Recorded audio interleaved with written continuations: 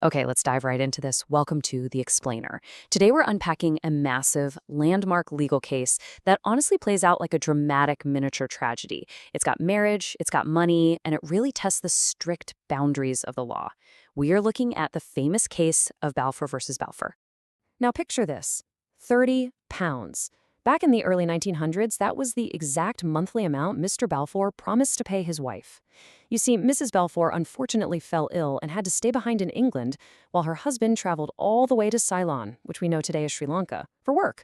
So on the surface, it really just looks like a caring, practical arrangement to support his wife while they were apart, right? Well, that geographic distance quickly took its toll. And this brilliantly illustrates how things can completely break down. As time passed, Mr. Balfour actually decided he wanted to remain separated from his wife permanently.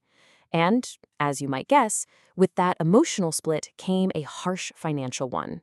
He just completely stopped making those 30-pound monthly payments, literally cut them off.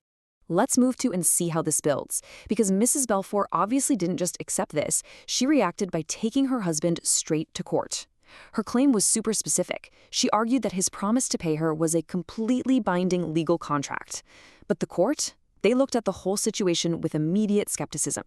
They started asking a much bigger, broader question: are everyday domestic agreements between spouses actually enforceable in a court of law?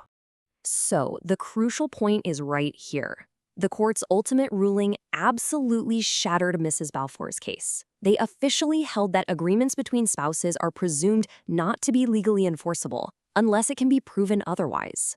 Essentially, the court hit the nail on the head by establishing the legal doctrine of intention to create legal relations. Basically meaning that in everyday domestic arrangements, the law just doesn't belong in the private promises of a marriage. It was a total game changer. Which leaves us with this huge question. Should all domestic promises be legally binding?